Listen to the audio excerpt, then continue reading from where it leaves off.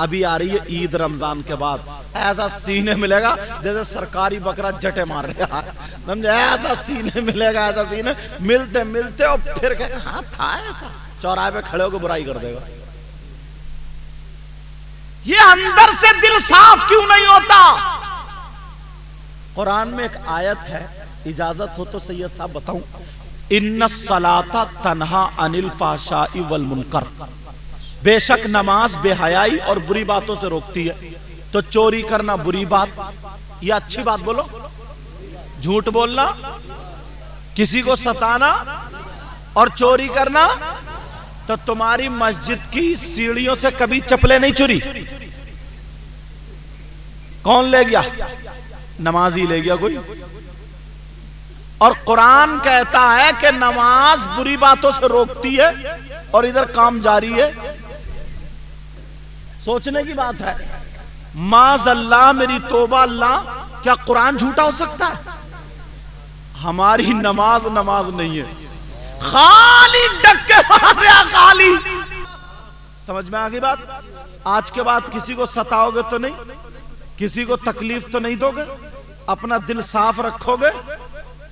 हम जा रहे थे ना तकरीर करने एक जगह, तो बरेली के आगे फरीदपुर है, वहां टाइम हो गया असर का।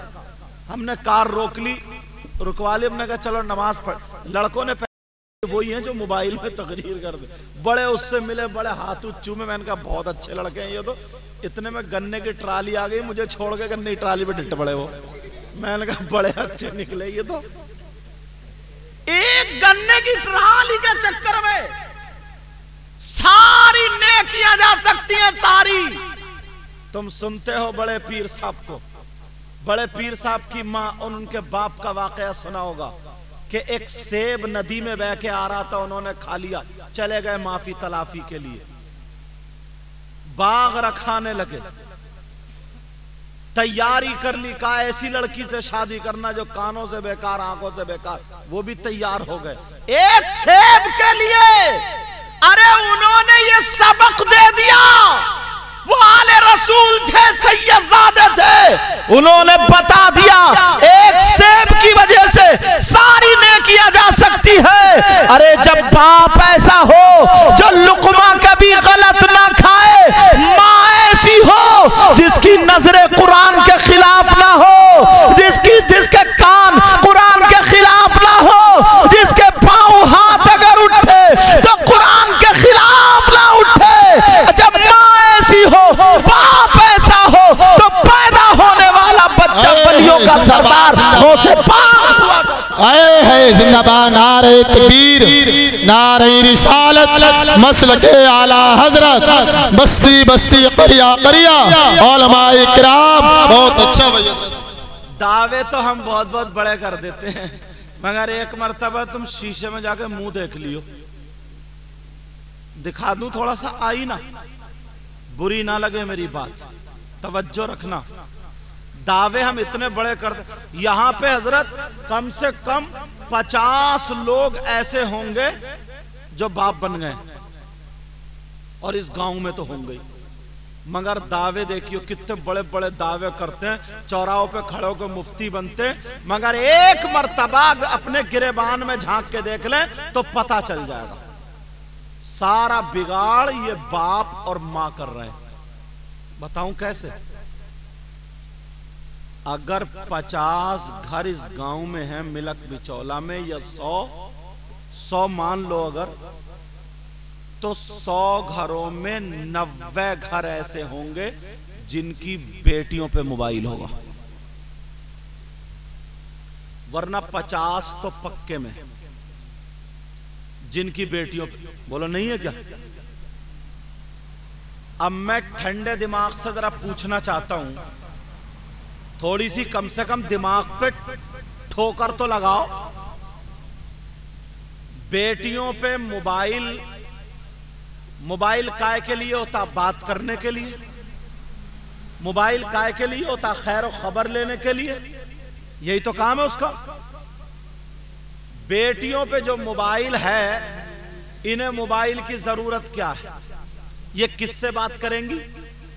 कभी सोचा? इनकी बसें चल रही हैं जो मोबाइल के बगैर फट जाएंगी। बोलो, इनके ट्रक चल रहे हैं, हमारी बेटियों के ट्रक चल रहे हैं जो मोबाइल के बगैर सब नदी में डूब जाएंगे। ट्रेनें चल रही हैं, हवाई जहाज चल रहा है,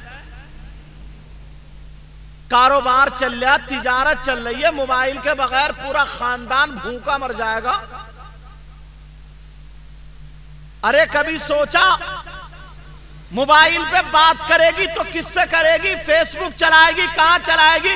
व्हाट्सएप चलाएगी, कहां चलाएगी? यूट्यूब चलाएगी, क्या देखेगी? अल्लाह के बंदो, 3 रोटी खाते हो, 1.5 की अकल तो रखना चाहिए। ये बातें कोई तुम्हें मुफ्ती तो बताएगा नहीं, हम खुद भी तो सोच सकते हैं हमारी उंगली कट रही है नहीं कट रही है, हमारी नाक कट रही है नहीं कट रही है, हम भी तो सोच सकते हैं। बेटी को मोबाइल देने की जरूरत क्या है? मैं किसी की बेटी पे इल्जाम नहीं लगा रहा हूं, मगर बिगड़ने वाली चीज अगर हाथ में दे दोगे तो संभलने के चांस नहीं है। हम हिंदुस्तान में घूमते, आप भी घूमते, पढ़े लिखे लोग ये भी घूमते, 50 लड़कियां ऐसी हैं जो इस मोबाइल के जरिए 50 लड़कों से टच है, और 50 लड़के ऐसे हैं जो लड़कियों से टच है। 50 मुसलमान लड़कियां पूरे हिंदुस्तान में ऐसी है जो गैर मुस्लिम लड़कों से टच है। जनाब, कितने लड़के ऐसे हैं जो गैर मुस्लिम लड़कियों से टच है। वो रिश्तेदार थे क्या? तुम्हारे घर आते थे क्या? नहीं, ये मोबाइल जो दे दिया, तुम तो सो गए, बेटी पे मोबाइल है, वो चैटिंग कर रही है। अल्लाह के बंदो, जिम्मेदारी है। औलाद हमारे घर में अल्लाह ने अता फरमाई, इसकी जिम्मेदारी है। अब कितनी लड़कियां ऐसी है जब मोबाइल के जरिए उनकी शर्म हया गैरत खत्म।